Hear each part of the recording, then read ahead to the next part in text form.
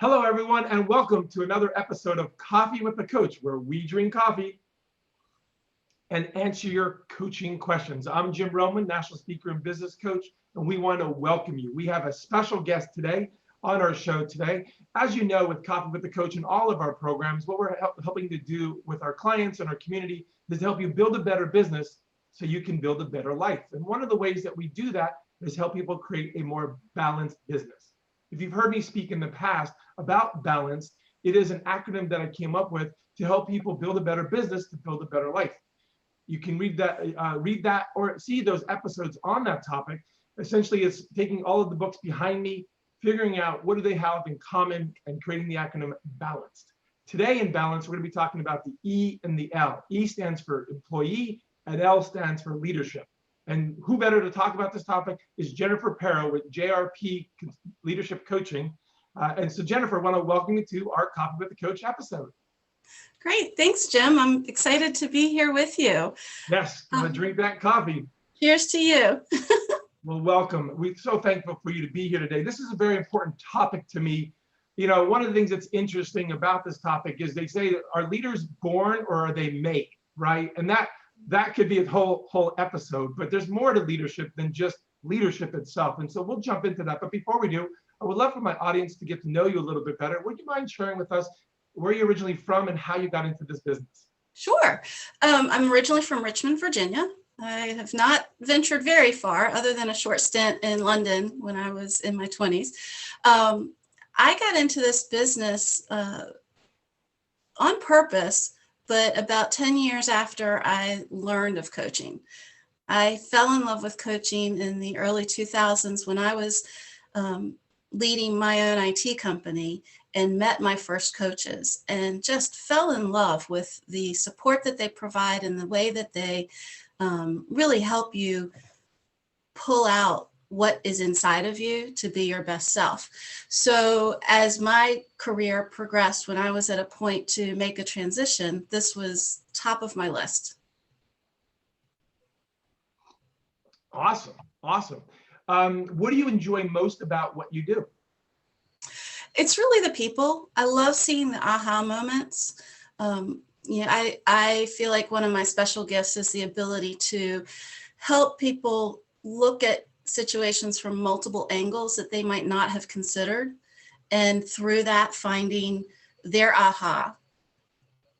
What I love about that, and for those of you who don't know, I've actually used Jennifer's services in the past where she would help me get organized, but more importantly, prioritize. And I don't know about you, when it comes to prioritizing your projects, you know, what's most important? The thing that's needed right now, the thing that gets done quickest, or that big project that you know you need to really get started on. And with your coaching, I really appreciate it. I remember one of the sessions was, you know, what are you going to do next, Jim? What are your actions? And that's what I love about coaches. Coaches hold you accountable to the actions you know you need to take, but you don't always take it. And I remember the coaching session where you said, well, what are you going to do next? And I said, well, I'm going to do 1, 2, and 3. And you're like, well, why don't you do 3 first? I'm like, because it's third. It's like, I'm just going to do 1, then 2, then 3. And you go and say, you said, well, if you do 3 in 2 minutes, you'll be done. It'll be off your mind and off your plate. I'm like, huh. But I couldn't get past it, that it was third in the line versus first in line. And I did it. But I was like, boom, exactly. I was like, wow, that was awesome. And I think having those outside set of eyes is huge, because sometimes we don't see the forest from the trees. Would you agree? Exactly. It's so easy to get tunnel vision, and being able to take that step back, you're able to act with more confidence. Yeah, awesome. Well, let me jump into, now we know a little bit about you, why you do what you do. I want to get into some of the questions that people have asked me in the past. So when they say, are leaderships born or they made, what would you say to that statement? What would be your answer to that? Yes.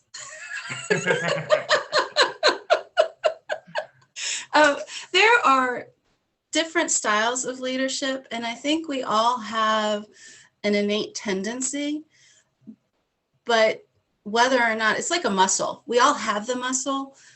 Do we exercise it? Do we work with this natural tendency that we have, or are we trying to go against our natural grain? And that impacts how well we lead.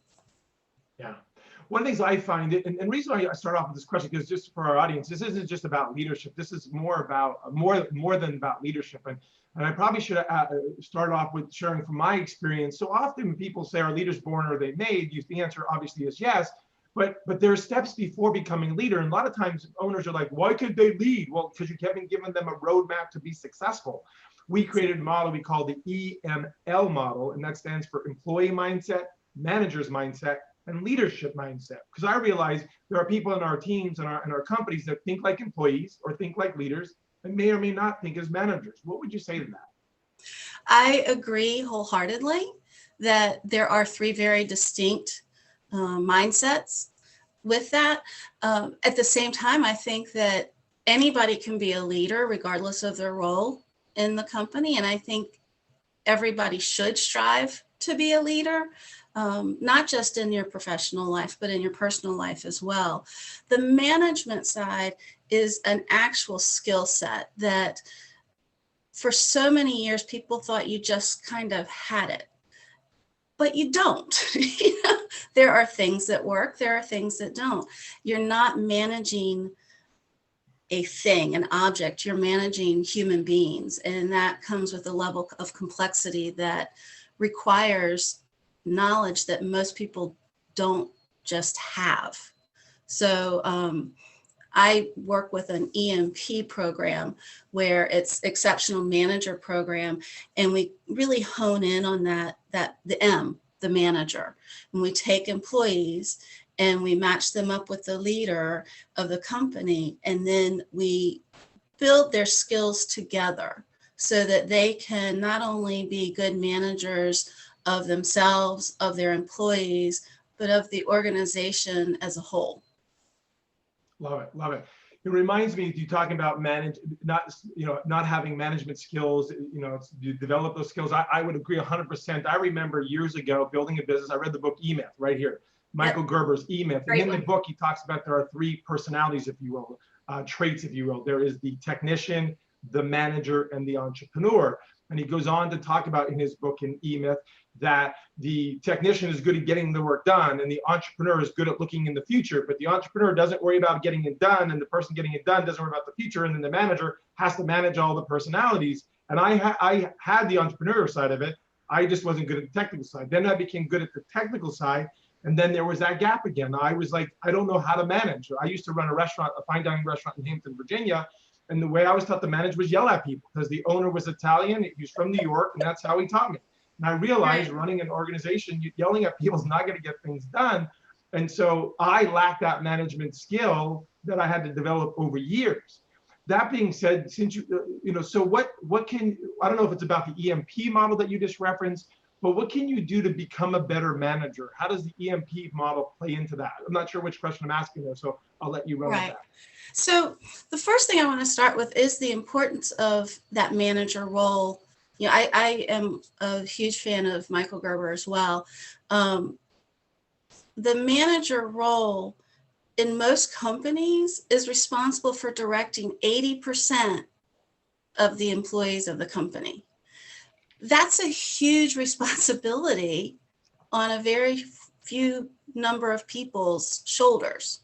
So having the skills to know how to look at the work as a whole and how do you carve it up, so to speak. How do you divvy it out? How do you assign responsibilities? Then taking it to how do you actually manage the people? You've got all these different personalities, and there is a component of emotional intelligence that you need to develop. It's learning about how different people learn, how different people respond, what people's strengths are. There's so much in there that as you learn those skills, you're able to empower and engage your employees, and they in turn produce more, as a result. But then you take it a step further. In reality, you're not just managing your people or your work goals. You've got to manage yourself. If an individual is in a leadership role and they're not in alignment internally. They don't know how to regulate their emotions. They don't know what their strengths are or what their weaknesses are, which is critical, because if you have a weakness, you want to make sure that you have something in place to compensate for that, whether it's hiring a companion employee, for lack of a better word, someone who complements your, you balance each other out with your strengths and weaknesses, or just being able to say, hey, this is not my area of expertise. Let's find someone who is, right? So that's another layer.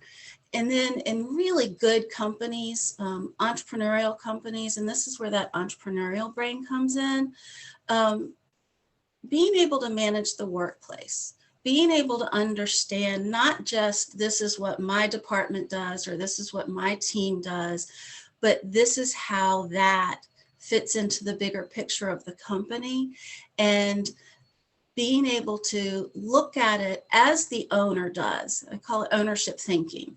If you can think like an owner, you're going to get so much further, not only with your personal growth, but with the growth of the organization as a whole. I love that. I love that. Oh, wow, that's exciting, because what I love about you said is going back to the EML model that we talk about, and that is you have the employee mindset, you have the manager's mindset, and you have the leadership mindset. What we're talking about right here is the manager's mindset. And just for those watching, the employee mindset is typically your roles, responsibilities, your job descriptions, doing the job, the technical side of the business. The leadership side of it, that's a whole nother animal, how you lead others, what type of personality profile that you have. You're leading people, you're guiding people, you're inspiring people. And I love what Jennifer's saying here is the management mindset. And what if I understand what you said, I have notes here, you're breaking it down to simply, if I'm asking myself two questions, how do I become a manager, or how do I be a better manager? What you essentially said is you break it down in bite-sized pieces, right? You just don't, I'm a manager, or here's this book on management. And what I heard you just say, if I heard you correctly, in breaking it down to bite-sized pieces, which I love, is there's the managing the staff piece of it. How do you do that? It's managing the actual work. So it's managing people and managing the projects. Then managing yourself, right? It's like, well, I have a situation with one of our clients where the managers are like, hey, they're at fault. I'm like, what about you? You didn't do your thing, right? Well, don't look behind the curtain. I actually said this last week. Don't look behind the curtain. But we're looking this way. I'm like, oh, okay. And then I just have to insert, I had a teacher in high school, I loved her, and she would always say, don't point at me, because one finger pointing at me means 3 fingers are pointing at you. Yes, I love it. And then the fourth thing that you just said was, managing the workplace. And what I love about that is that it's bite-sized pieces. It's like, how do you become a manager? One big bite? No, you take one bite at a time. And so I guess the question I would ask in this, is there a particular order I should work on? Should I do the staff, then the work, then the self, then the workplace, or what would you suggest? Obviously, we would want to talk to you, hire you, and help me get through it. It's one thing to know it, but it's another thing to implement it. And that's where a coach like you comes in, helping you implement the principles, figure out, like you did for me in prioritizing my project, what should I work on first, second, third? Because what I might work on first, second, third may not what you suggest first, second, third. As a manager, a leadership coach, what would you say to that? In general, if I am working with a group of people, I like to start with the managing the staff, because you need to have their buy-in for whatever you do, right? You want to have them engaged. Then managing the work so that everybody feels like they have, for lack of a better term, their marching orders. They know what their responsibilities are and they have what they need to accomplish them. At that point, it makes sense to turn to the self, turn inward. Your inner mindset game is so important to your personal success. And then once you've got all of those, then you're able to really broaden your focus and take on that workplace, the ownership thinking, the overall, how does the puzzle fit together? Saying that, working one-on-one with somebody, it depends. Typically one-on-one, an individual's having an issue. So naturally we start there, but then build from that.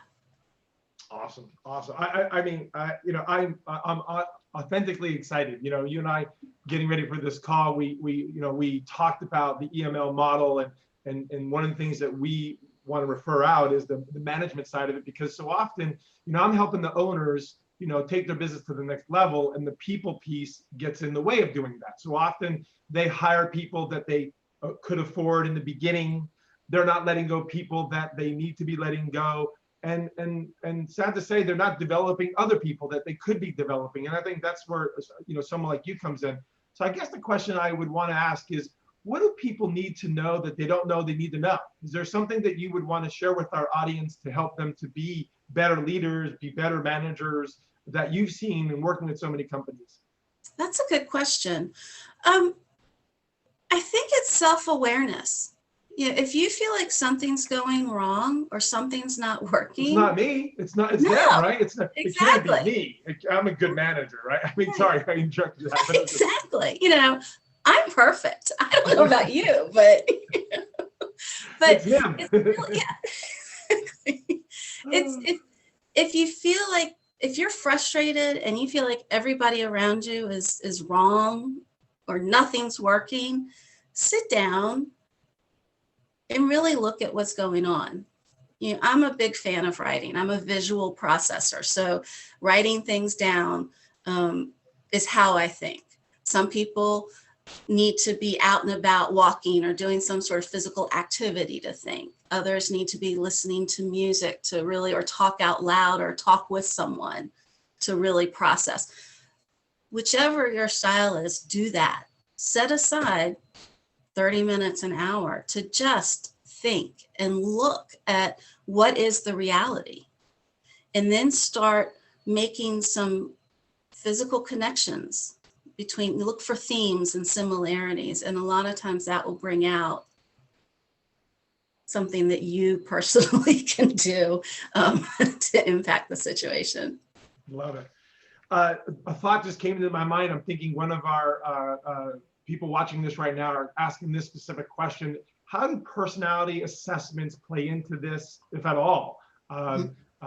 Again, just popped into my mind. I'm thinking someone right now is watching that, thinking that specific question, because I call the core four of management. I don't know if you guys call it the core four of management, but what I love about I'll call the core four of management is like, is it me? Is it my staff? Is it my work? Is it the workplace? It's so often we don't know what we don't know. Like I said, when you helped me with my priority of my projects, I didn't know what I didn't know, and I didn't know that I didn't know it, right? And so knowing the core four and where areas of improvements are, that's where a coach like you comes in. But where does personality assessments play into this, or in your process or future? I think they're important. Whatever assessment that you use. Personally, I like to use DISC, and I also like to use the Gallup Strengths Finder. I'm a big proponent of working your strengths. I feel like this world was created with everybody having exactly the strengths they need so that we all can work together for success. And when we try to force ourselves to do something that's out of our strength, we'll never be as good as we could be. Your outcome will never be as good as it could be. And the people around you will never get the best you, right? So I think that's very important to look at that. That's so simple to take. Anybody can take it on their own, really. But then also with the DISC, you can find out what your natural tendencies are. And where that comes in play is not only can you become more self-aware and think, like if you're a high D, for example, that's a driver. Most salespeople tend to be a high D. Most entrepreneurs are high D. It's that drive that I see it, I'm going to go. There's very little holding you back from whatever's in front of you, right? I don't know if you know anything about that personality. Just a little bit. But if you understand that, then you can kind of have an inner dialogue that if you find yourself going gung-ho on something, to have this like automatic filter of, I'm really into this. Why? Should I be into this? Or is this a bright, shiny object? Or am I running not to it, but away from the thing I don't want to do? Right. Yeah. And so if you have that knowledge, you can monitor yourself much more quickly and effectively. Yeah. It also helps you communicate with the people around you. You know, there's some people who prefer to have all the information, they need all the details, and then they can make a decision. If a driver comes to them, the driver's going to say, this is what I need, and walk away. And they're going, wait, I need all this other information, right? In the reverse, if that person goes to the driver, they're going to go into this long diatribe of all the details before they get to this is what I need. And by that point, the driver's like 5 thought processes away from them, right? Wait, how did this get about me again? I mean, I don't know. This is all about you. Exactly.